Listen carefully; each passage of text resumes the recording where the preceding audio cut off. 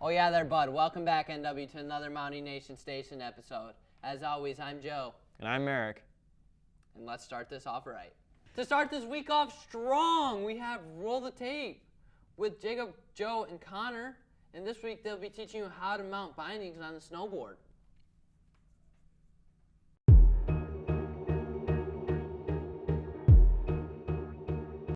Alright, what's up guys? Welcome back to another episode of Roll the Tape.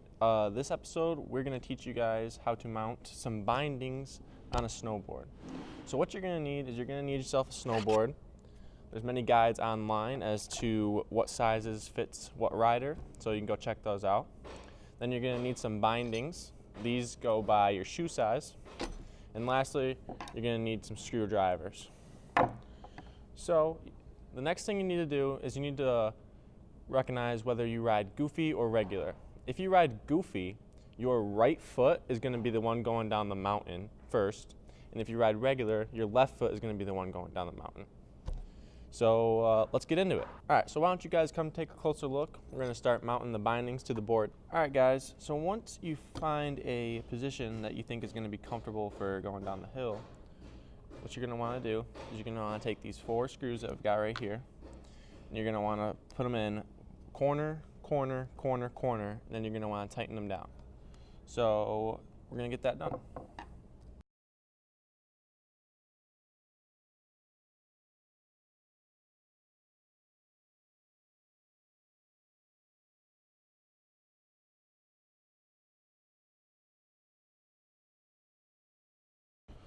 All right, so now that we have that done, we're going to switch to the back binding, and we're going to do that one.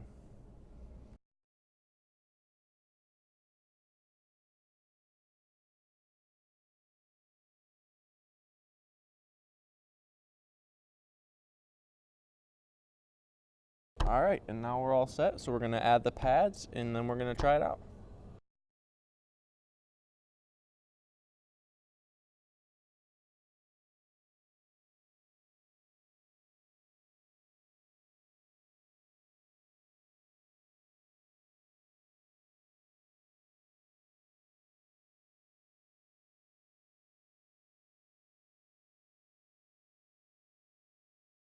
All right, now that we got them all tightened down, what you're going to want to do is you're going to want to put it on the ground, strap your feet in, see how it feels. If it feels comfortable, then you're good to go. If it feels a little awkward, then just repeat the process, and you can just twist the bindings a little bit on different angles till it feels comfortable. All right, guys, so that's going to wrap it up for this video. And to follow that, we have Food Wars with Isaac and Owen. This week they go to Taco Bell. Wow, what a surprise. Isaac loves his Taco Bell.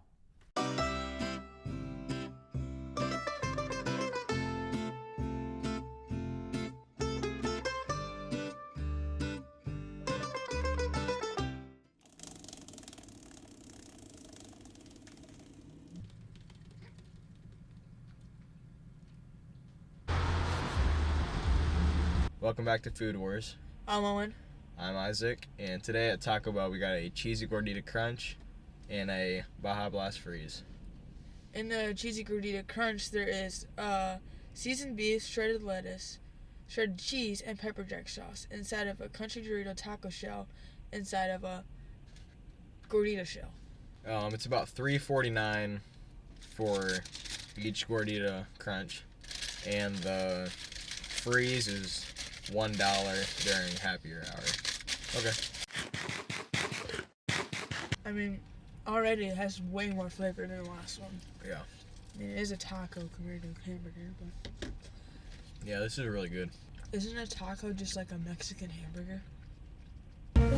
The sauce in the taco is pretty good. Yeah, this is really good. I'll give this about a 8.5 or a 9 out of 10. Yeah. I agree with that. Now we have the Baja Blast Freeze. Not bad. I mean, I get it. 3 days a week, so. First price was definitely worth it. It has good flavors. If you come here from 2 to 5, a regular freeze is only $1. Not sponsored. These are definitely really good. Yeah. They come in different flavors. I think there's a Skittle one. I saw that one. And a watermelon flavored. Yeah. I'll say 9 out of 10, just because Yeah. it's good. I'd say they're definitely worth their money. Thanks for tuning back into Food Wars. I'm Owen. I'm Isaac. We'll see you next week when we're at McDonald's. Next up, we have analyzing internet events with Zayden. The OK Boomer trend. Okay, Boomer. Okay, Boomer.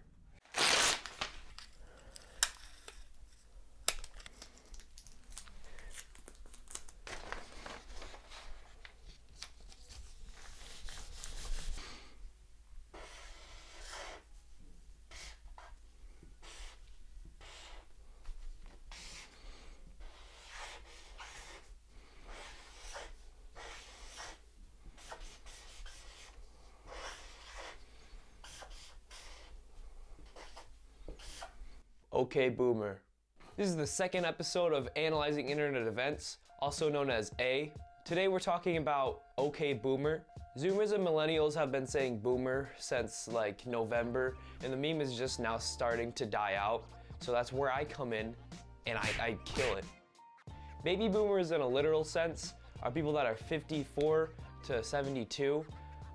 But Zoomers use it in a more figurative sense, which is like more like people that are over the age of 30. Some famous boomers are Oprah Winfrey, Donald Trump, but like anyways, who started OK Boomer? The first person to ever tweet OK Boomer, allegedly, is at click to add username, and he replied to Charlie Kirk with, yeah, OK Boomer. I won't get into what Charlie was talking about, but it was probably something a boomer would say. After he used it, people started using it all over Twitter to shut down boomers. But what is OK Boomer? OK Boomer is used to dismiss or mock attributes stereotypically attributed to a baby boomer. It is considered to be ageist. OK Boomer. After people started using OK Boomer, boomers started to create something called ageist. There was even an article written about ageism with OK Boomer. This person on Twitter literally compared the word boomer as the N-word of ageism. So boomers are getting offended by being called a boomer. Bruh. Geniuses. I thought this was pretty funny because boomers stereotypically will call Gen Z snowflakes or too sensitive. But then when you call them a boomer, you call boomers a boomer, they get offended.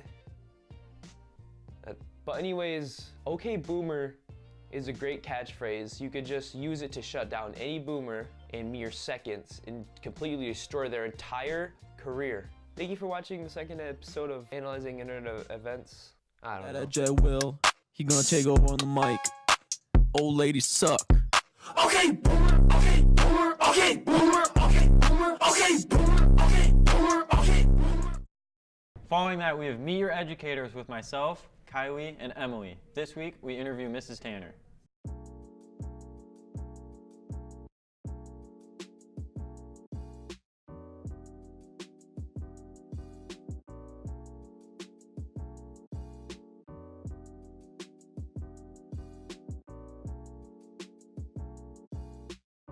Hey, I'm Mrs. Tanner. I teach World History East and AP US History. I have an 8-year-old daughter. She is a little Mountie here in 3rd grade. Her name is Hazel, but I call her Goose.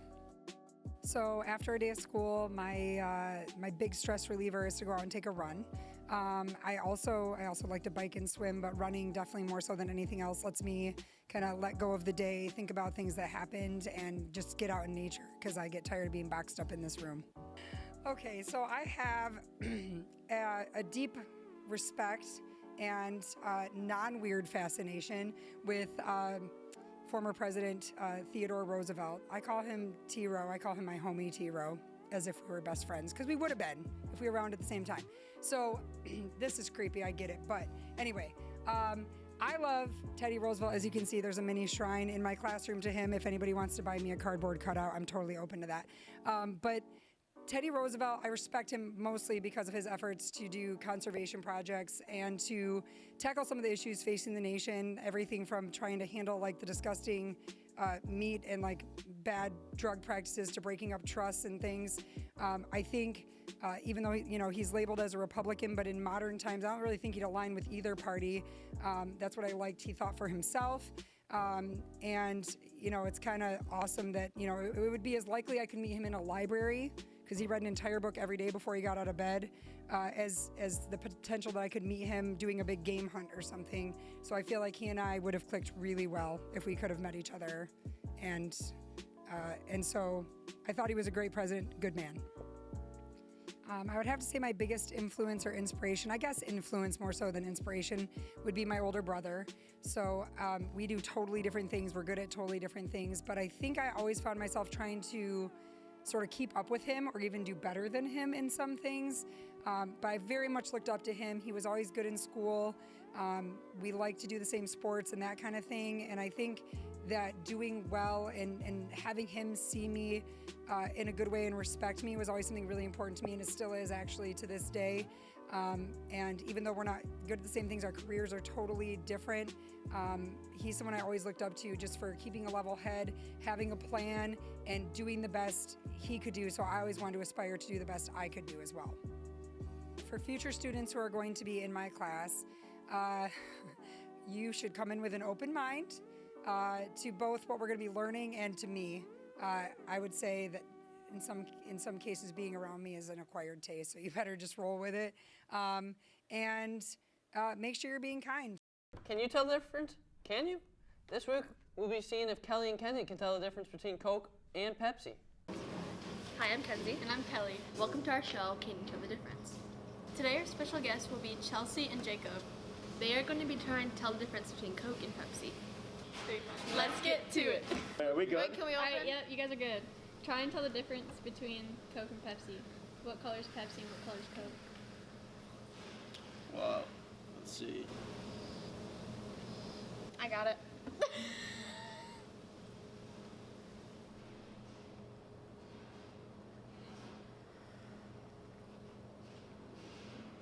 Easy. Maybe. That's Coke. I don't even have to taste it. I already know. Yeah. Wait, This is Pepsi. I think the same. Alright, so put the... Just like Pepsi. Alright, what color do you think is Coke? Red. Probably switched up. Yeah, you guys are wrong. You're Dang it. kidding. I could just tell from the smell.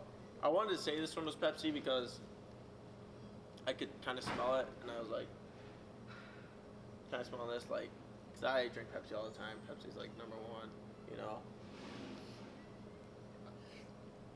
Double fisting them. You already know what's up.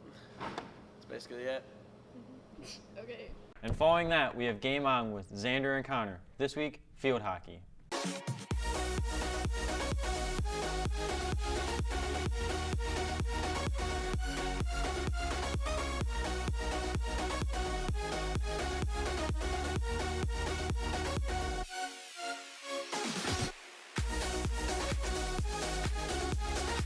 Hey guys, I'm Connor, I'm Xander, and welcome to episode 2 of the Game Review.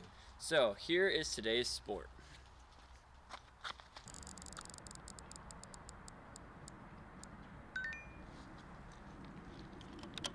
To play field hockey, you have to play on the grass, but since we're in Michigan, have to adapt to Michigan weather. So, in field hockey, you're only allowed to hit the ball with the flat side of your stick. You can only score using your stick. You cannot use your feet or any other part of your body. and you can score by either a field goal, so on the field, or a penalty. Now here are highlights of us playing field hockey.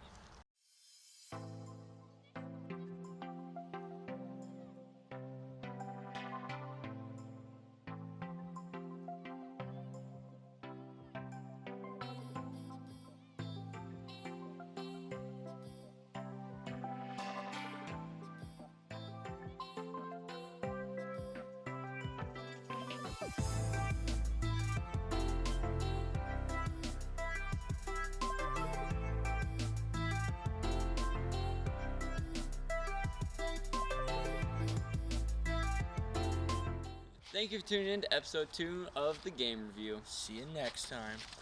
Finally, we have diamonds with Mallory, Mary, Abby, and Noah. Big group here, so they better be producing some good stuff. But this week, we have female best friends. This one is gonna be good. Lots of drama, lots of everything. Great.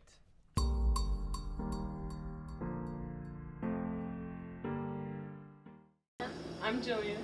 And I'm Lane. If you guys were going out to eat together, where would your best friend pick to go?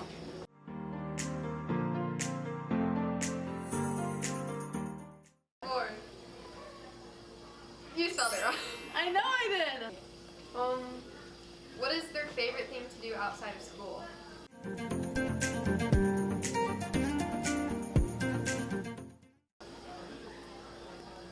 Okay. What is their favorite thing to do in the summer?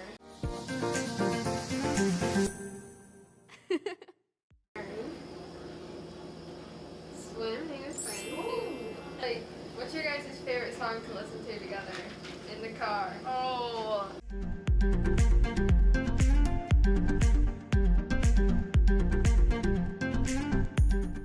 Go. Show me. Give me everything. What? It's a throwback. My name's Mary. I'm Mallory. I'm back for episode 2. What's their favorite thing to do outside of school?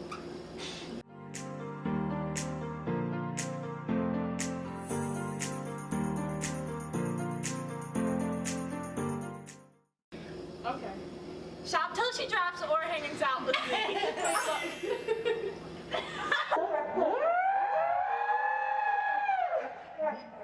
Where would your best friend pick to go out to eat?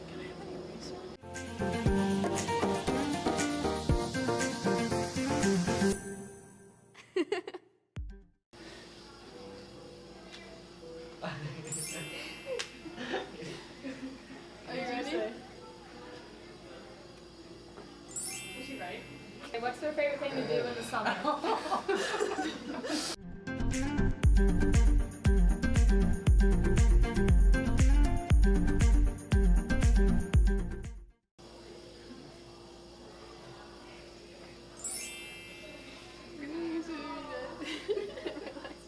What's their favorite song to listen to together? Oh, we have a lot.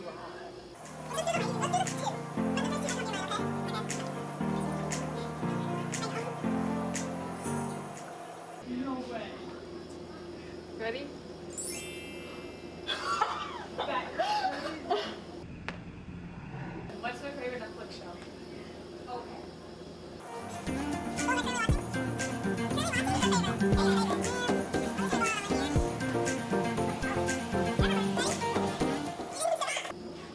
Just go. Grace. Grades. Are they right? Yeah. Yeah. That's it for this week, Maui Nation. As always, I'm Joe. I'm Merrick. And deuces, Maui Nation.